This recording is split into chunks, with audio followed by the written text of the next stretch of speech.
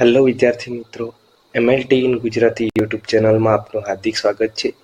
આજે આપણે અભ્યાસ કરીશું જે ગુજરાત પંચાયત પસંદગી બોર્ડ દ્વારા લેબોરેટરી ટેકનિશિયન અને વિવિધ મહાનગરપાલિકાઓ દ્વારા લેબોરેટરી ટેકનિશિયનની એક્ઝામ લેવામાં આવે છે, તો તેના MCQ વિશે વાત કરીશું.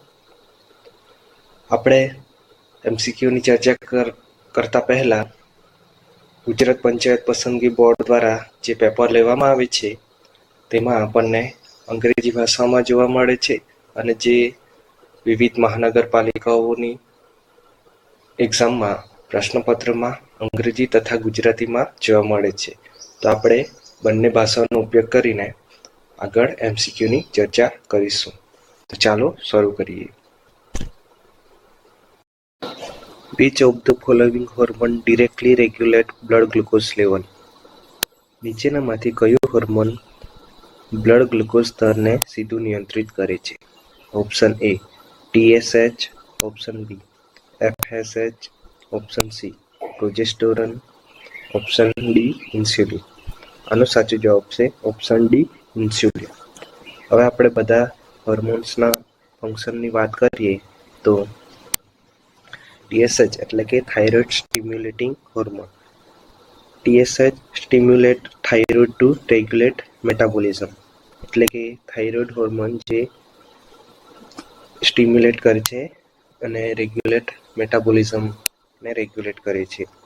FSH એટલે કે follicle stimulating hormone, promote egg growth in woman or sperm production in men, એટલે કે તે હેલ્પ કરે છે એગ ગ્રોથના જે વુમનમાં જોવા મળે છે અને સ્પર્મ પ્રોડક્શન જે મેનમાં જોવા મળે છે.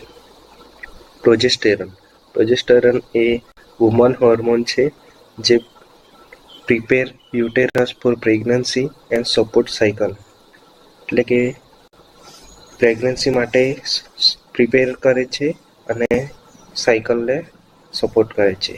જે મેન્સ્ટ્રુએશન સાયકલ ચાલે છે તેને સપોર્ટ કરે છે પ્રોજેસ્ટેરોન હોર્મોન્સ. ઇન્સ્યુલિન જે આપણો સાચો જવાબ છે તે બ્લડ ગ્લુકોઝને રેગ્યુલેટ કરે છે અને એ આપણો સાચો જવાબ છે ઇન્સ્યુલિન. નેક્સ્ટ સવાલની વાત કરીએ તો which of the following anticoagulant tube is needed to collect a sample for HbA1c? HbA1c નમૂનાને એકત્ર કરવા માટે નીચેનામાંથી કયું એન્ટીકોગ્યુલન્ટ ટ્યુબ જરૂરી છે? Option A sodium fluoride, option B EDTA, option C heparin, option D sodium citrate. આનો સાચો જવાબ છે ઓપ્શન બી EDTA.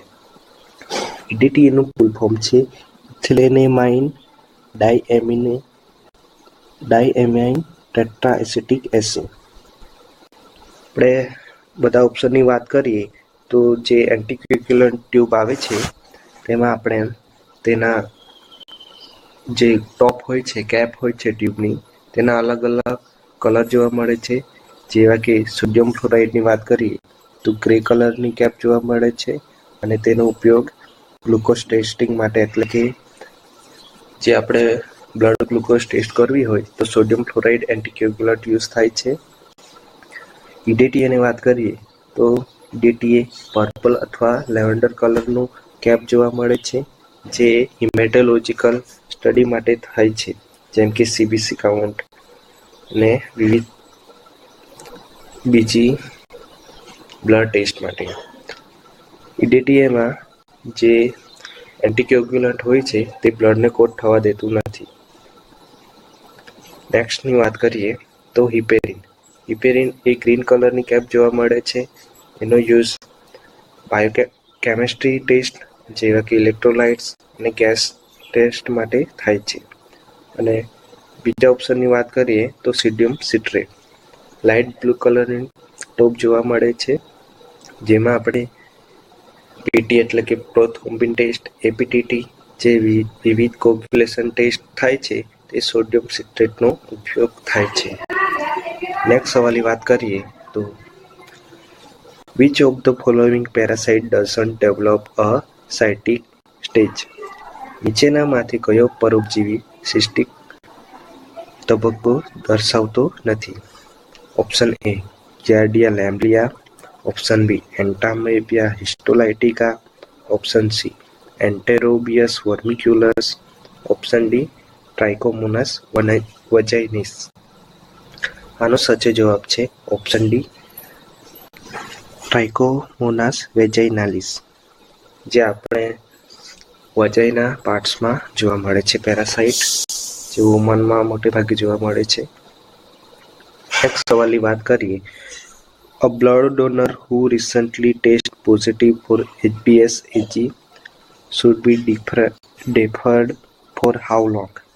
તાજેતરમાં HBsAg પોઝિટિવ આવેલા રક્તદાતાને કેટલો સમય માટે મુલતવી રાખવા જોઈએ? એટલે કે જો HBs એન્ટીજન પોઝિટિવ આવે તો બ્લડ ડોનેટ કરવા માટે કેટલા સમય સુધી તેનું બ્લડ ડોનેટ ન કરવા જોઈએ? ઓપ્શન છે A permanently, option B for 3 months, option C for 6 months અને ઓપ્શન ડી ફોર 1 year. આનો સાચો જવાબ છે ઓપ્શન એ પરમનન્ટલી, એટલે કે કાયમી. HBsAg એન્ટીજન પોઝિટિવ એટલે કે આપણે આના દ્વારા હિપેટાઇટિસ બી ની રોગ થાય છે, જે હિપેટાઇટિસ બી વાયરસ દ્વારા થાય છે. તેથી જો તેને તાજેતરમાં જ પોઝિટિવ આવ્યું હોય તો તેને કાયમી માટે બ્લડ ડોનેટ કરવામાં દેવામાં આવતું નથી. Which of the following is called bad cholesterol? નીચેનામાંથી કયું ખરાબ કોલેસ્ટ્રોલ તરીકે જાણીતું છે? Option A cholesterol, option B triglyceride, option C HDL, option D LDL. આનો સાચો જવાબ છે ઓપ્શન ડી LDL. LDL ની વાત કરીએ તો લો ડેન્સિટી લિપોપ્રોટીન, જે બેડ કોલેસ્ટ્રોલ તરીકે ઓળખાય છે, અને જે ઓપ્શન સી HDL એટલે કે હાઈ ડેન્સિટી લિપોપ્રોટીન છે તે ગુડ એટલે કે જે વધારે પડતું કોલેસ્ટ્રોલ હોય તેને મેટાબોલિઝમ માટે ઉપયોગ કરે છે, ટ્રાન્સપોર્ટ કરે છે LDL. નેક્સ્ટ સવાલની વાત કરીએ. Hemophilia A is caused by which factor deficiency? Hemophilia A કયા ફેક્ટરની ઉણપથી થાય છે? Option A factor 8, option B factor 9, option C factor 10, option D factor 1. આનો સાચો જવાબ છે option A factor 8. Hemophilia A factor 8 થી થાય છે, અને હિમોફિલિયા બી જે ફેક્ટર 9 છે તેની ડેફિશિયન્સી થાય છે. Salmonella and shigella can be differentiated on the basis of which test? Salmonella અને શિગેલા કયા પરીક્ષણના આધારે અલગ કરી શકાય છે? Option A gram staining, option B catalase test, option C motility, option D indole test. આનો સાચો જવાબ છે ઓપ્શન સી મોટિલિટી. સાલ્મોનેલા એ મોટાઇલ છે અને જ્યારે શિગેલા એ નોન મોટાઇલ છે. તો આ રીતે આપણે બંનેને અલગ કરી શકાય છે. તો આનો સાચો જવાબ છે motility. It should be kept away from light. નીચેનામાંથી કયું બાયોકેમિસ્ટ્રી પરીક્ષણ પ્રકાશથી દૂર રાખવું જરૂરી છે? Option A urea, option B bilirubin, option C glucose, option D calcium. તો આનો સાચો જવાબ છે ઓપ્શન બી બિલિરુબિન. બિલિરુબિન ટેસ્ટ કરતી વખતે જ્યારે આપણને સનલાઇટ હોય તો તે બિલિરુબિન બ્રેકડાઉન થઈ જાય છે અને આપણને ફોલ્સ રિઝલ્ટ જોવા મળે છે. Which one of the following immunoglobulins appear as a pentamer? નીચેનામાંથી કયું ઇમ્યુનોગ્લોબ્યુલિન પેન્ટામર તરીકે દેખાય છે? Option A IgA, option B IgE, option C IgG, option D IgM. આનો સાચો જવાબ છે ઓપ્શન ડી IgM. હવે આપણે વિવિધ IgG એટલે કે ઇમ્યુનોગ્લોબ્યુલિન્સની સ્ટ્રક્ચરની વાત કરીએ તો તેમાં સૌપ્રથમ આપણને IgM એટલે કે પેન્ટામર સ્વરૂપે જોવા મળે છે. એમાં હેવી ચેન તરીકે મ્યુ જોવા મળે છે અને એન્ટીજન બાઇન્ડિંગ સાઇટ એટલે કે પેન્ટામર હોવાથી એન્ટીજન બાઇન્ડિંગ સાઇટ 1 પર 2 જોવા મળે છે. તેથી 5 ઇમ્યુનોગ્લોબ્યુલિન્સ જોડાવાથી 10 એન્ટીજન બાઇન્ડિંગ સાઇટ જોવા મળે છે. તેનો મોલિક્યુલર વેટ 9 લાખ જેટલો જોવા મળે છે. Percentage of total antibody in serum એટલે કે સીરમમાં કેટલા % જોવા મળે છે? તો IgM એ 6% જોવા મળે છે. જે IgG છે તે પ્લેસેન્ટાને ક્રોસ કરી શકતું નથી. ફિક્સિસ કોમ્પ્લેક્સ એટલે કોમ્પ્લેશન ફિક્સેશન માટે IgM જરૂરી છે. તે ફિક્સ કરી શકે છે, કોમ્પ્લિમેન્ટ ફિક્સેશન કરી શકે છે. એનું ફંક્શનની વાત કરીએ તો main antibody of primary response best in fixation complement the monomer from the IgM serve as the B cell receptor એટલે કે આ મેઇન એન્ટીબોડી છે જે પ્રાઇમરી રિસ્પોન્સમાં IgM બનાવે છે ને જે કોમ્પ્લિમેન્ટ ફિક્સેશન છે તેમાં આ હેલ્પફુલ થાય છે અને આનો મોનોમર IgM નો મોનોમર તે બી સેલ રિસેપ્ટર તરીકે યુઝ થાય છે. તો આ એના ફંક્શન છે. હવે તેવી જ રીતે IgG એટલે કે ઇમ્યુનોગ્લોબ્યુલિન્સની વાત કરીએ તો તે મોનોમર છે. એની હેવી ચેન્સ તરીકે ગામા તરીકે જોવા મળે છે અને એન્ટીજન બાઇન્ડિંગ સાઇટ 2 જોવા મળે છે. બંને સાઇટ એક એનો મોલિક્યુલર વેટ 1,50,000 જોવા મળે છે અને સીરમમાં એની ટોટલ પર્સન્ટેજ સૌથી વધારે આપણને જોવા મળે છે 80% જેટલું આપણને IgG જોવા મળે છે અને તે પ્લેસેન્ટાને ક્રોસ કરે છે એટલે કે જે મધર ટુ ફીટસ જે એન્ટીબોડી ટ્રાન્સપોર્ટ થાય છે તે IgG થાય છે. તે કોમ્પ્લિમેન્ટને ફિક્સ કરે છે અને ફેગોસાઇટોસિસમાં એનું હેલ્પફુલ થાય છે. ના મેઇન ફંક્શનની વાત કરીએ તો મેઇન બ્લડ એન્ટીબોડી એટલે કે આ એન્ટીબોડી બ્લડની મેઇન એન્ટીબોડી છે. સેકન્ડરી રિસ્પોન્સ માટેની એન્ટીબોડી છે.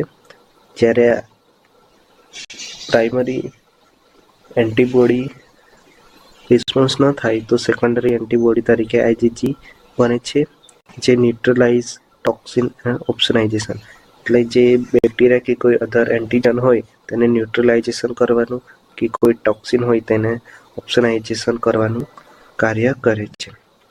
તેવી જ રીતે વાત કરીએ તો IgA એટલે IgA જે ચેન વડે જોડાયેલું જોવા મળે છે જેનું આપણે હેવી ચેન તરીકે વાત કરીએ તો આલ્ફા જોવા મળે છે અને એની એન્ટીજન બાઇન્ડિંગ સાઇટ બંને સાઇડ 2 હોવાથી ટોટલ 4 છે અને મોલિક્યુલર વેટ 3,85,000 જોવા મળે છે અને IgG સીરમ લેવલમાં 13% જેટલું જોવા મળે છે.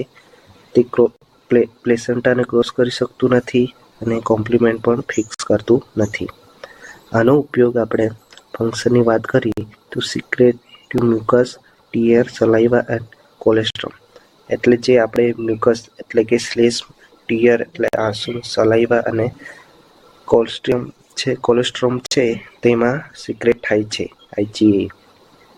નેક્સ્ટ એન્ટીબોડીની વાત કરીએ તો IgE એ મોનોમર છે જેનું હેવી ચેન એપ્સિલોન છે અને એની બાઇન્ડિંગ સાઇટ જે 2 છે અને એનો મોલિક્યુલર વેટ 2 લાખ જેટલો જોવા મળે છે અને જે આપણને સૌથી ઓછું પ્રમાણમાં સીરમમાં જોવા મળે છે તે 0.002% જોવા મળે છે.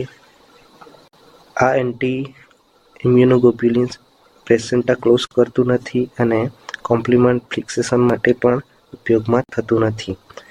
ને એનું જે ફંક્શનની વાત કરીએ તો antibody of allergy and antiparasite activity એટલે કે એન્ટીબોડી જે એલર્જી થાય તો ત્યારે એન્ટીબોડી પ્રોડ્યુસ થાય છે અને કોઈ પેરાસાઇટ આપણમાં જોવા મળે તો એન્ટીપેરાસાઇટ એક્ટિવિટીમાં જોવા મળે છે.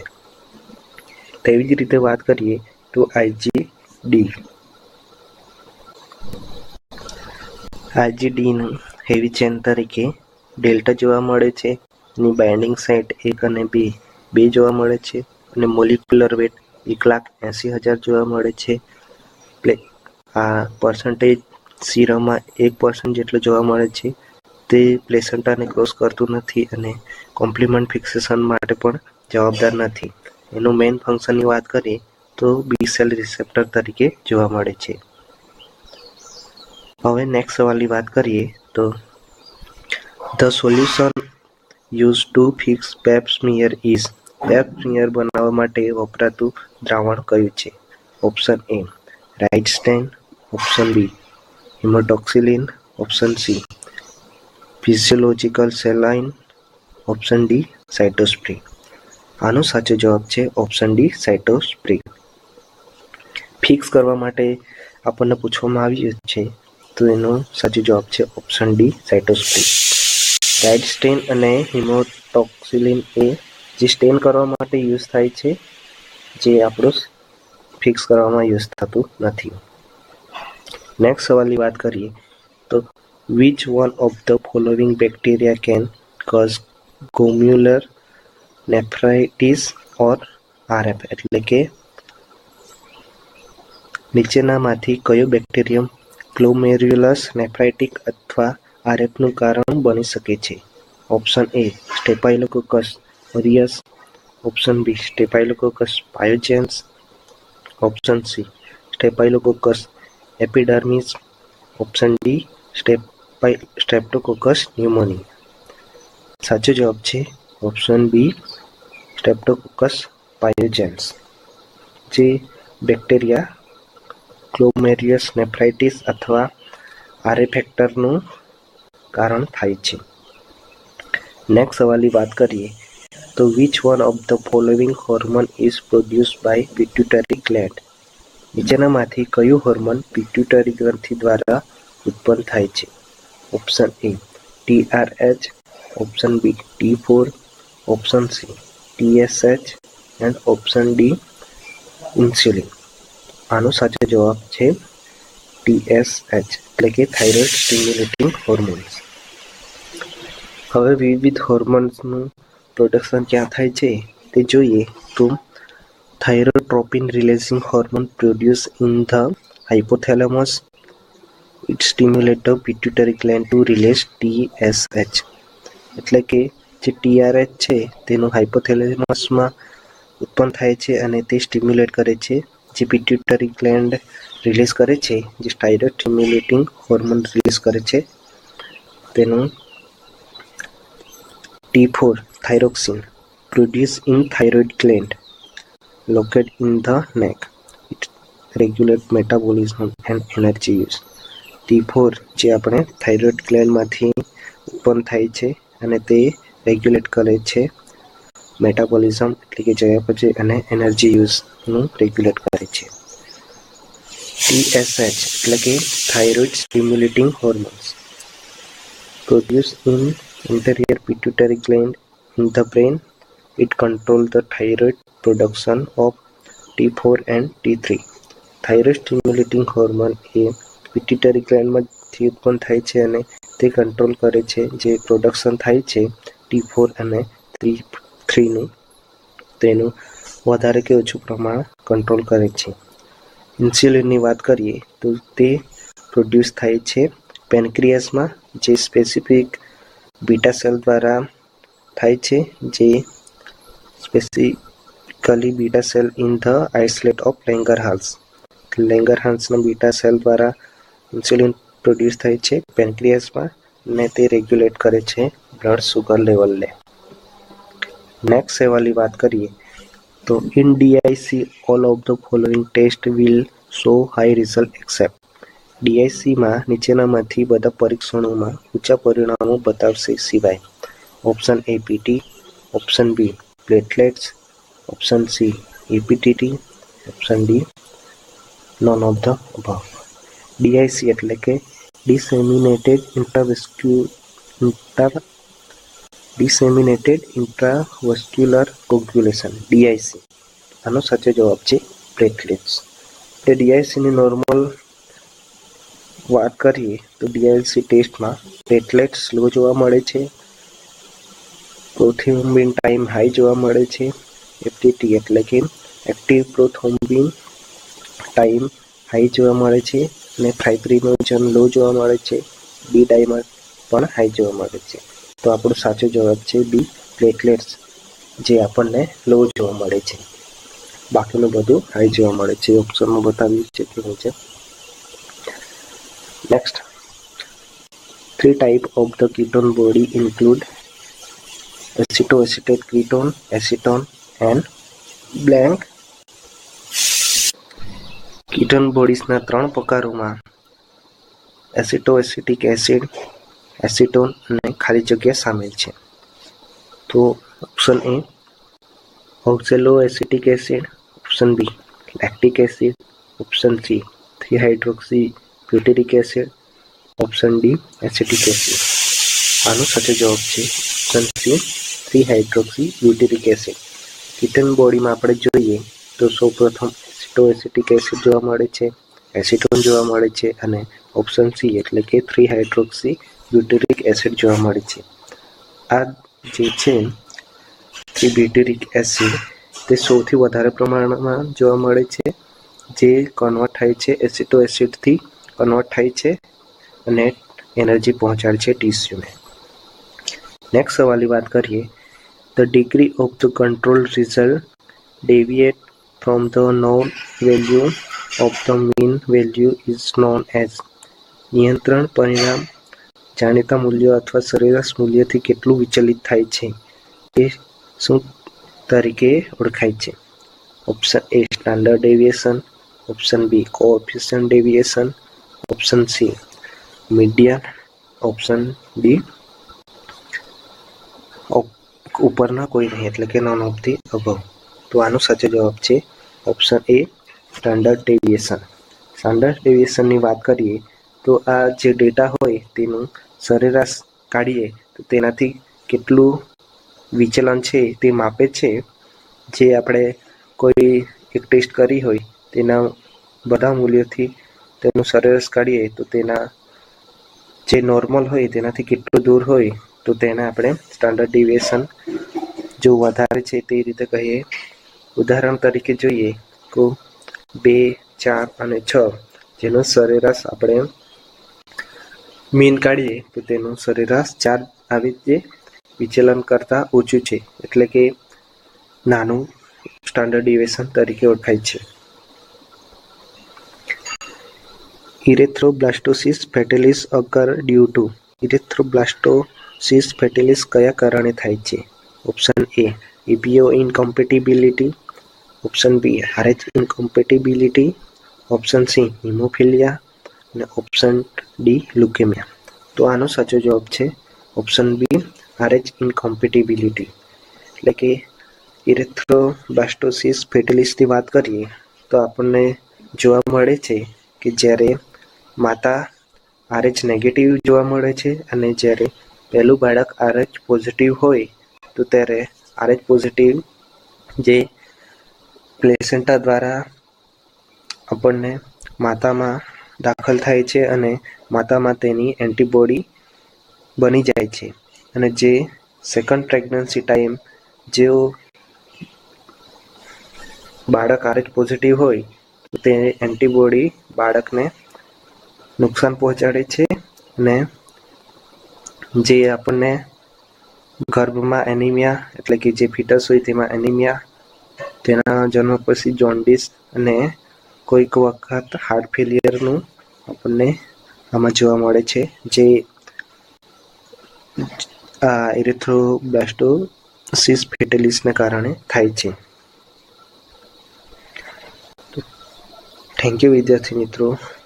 જો તમે યુટ્યુબ ચેનલ પર નવા હોય અને લેબોરેટરી ટેકનિશિયનની ભરતીની તૈયારી કરતા હો તો તમે આ ચેનલને સબસ્ક્રાઈબ કરી દેજો અને વિડીયોને તમારા ફ્રેન્ડ સુધી શેર કરી દેજો અને વિડીયોને લાઈક અને જો કોઈ તમારે પ્રશ્ન હોય તો તમે વિડીયોની કોમેન્ટમાં પૂછી શકો છો. Thank you. જય હિન્દ, જય ભારત.